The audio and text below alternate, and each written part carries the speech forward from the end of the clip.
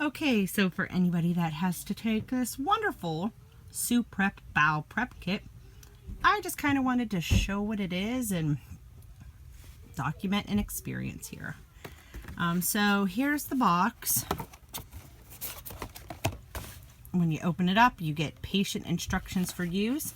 I do have to say that these instructions in this are slightly different than the ones that the medical provider gave.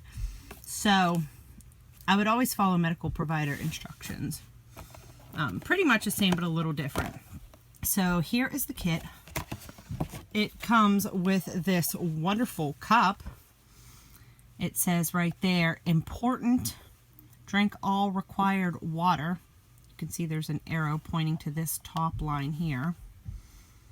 I've done one of these in the past and it was like a gallon jug, but now it's this cup. And then it has 2 bottles. And here it is. This is the first bottle. Here is the second bottle. One bottle is for the night before, and then the next bottle is for the day of. So let's get this party started. All right, yeah, you're supposed to pour that in there. A whole bottle in the cup.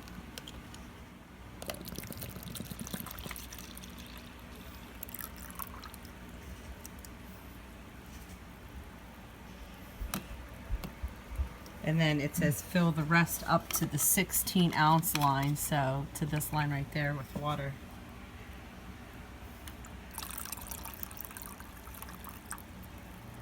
No, to the top line. Yeah. Yeah. Gotta drink that all down within an hour. Yeah. Pour 1 6-ounce bottle of Suprep liquid into the mixing container. Add cold drinking water to the 16-ounce line on the drink mix. Drink all the liquid in the container. You must drink 2 more 16-ounce containers of water over the next hour. Yummy.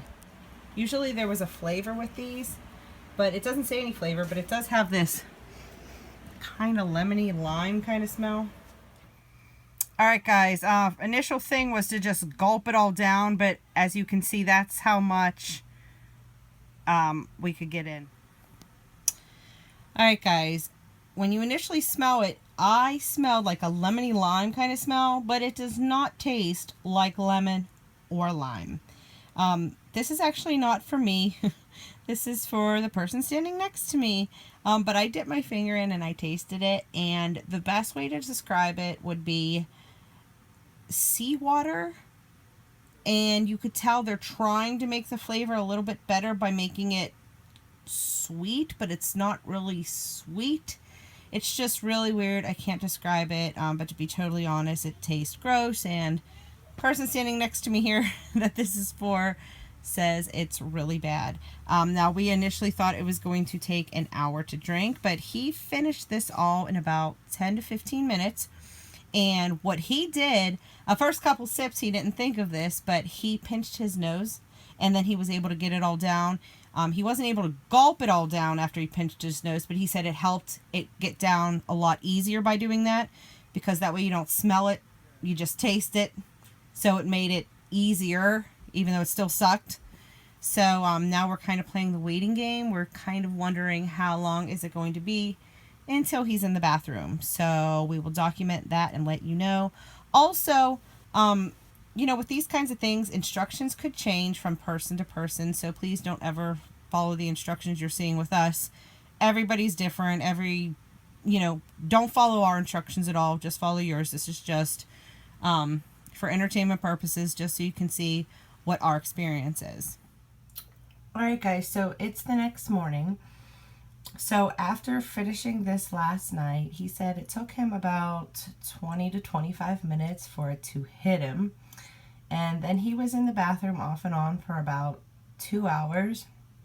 And then that was it. He was able to get a full night's sleep and wasn't waking up in the middle of the night to go to the bathroom. It was just about 2 hours, and he was done in the bathroom. So here is the cup he's supposed to take now, and we will see how that goes. Okay, so it was about an hour later now, and he drank this.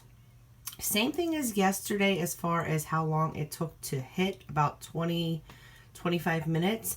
But this time, he was only in the bathroom for about an hour. It was not nearly as bad as yesterday, and it was just kind of random trips in the bathroom here or there. So it seems like basically yesterday kind of did the most of it, and this was just kind of like the remaining what was left. So we are actually on our way to get the colonoscopy, and we will be back.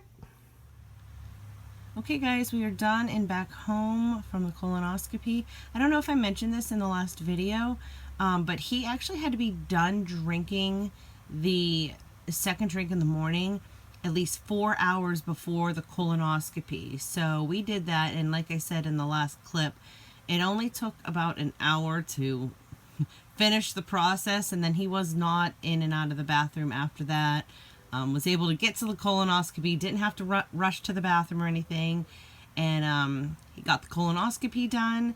It was just at one of those like surgery centers, or I don't even know if it was a surgery center, but it was like an outpatient. It was not in the hospital. And we went in. The lady at the desk, because we have kids with us, was like, oh, it's going to take like 2 hours. But we waited for maybe about an hour-ish, and then they came and got us.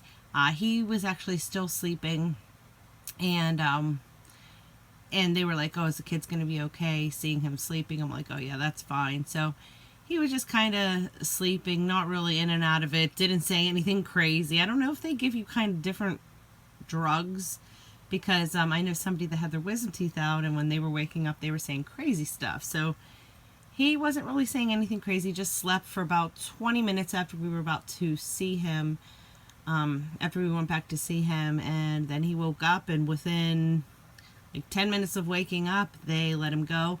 The doctor actually came in and talked to me, and I don't know if this is like this everywhere, but the doctor came in and talked to me and said they had only found one small polyp. They think it's benign, but they're still going to do the testing, and that was it.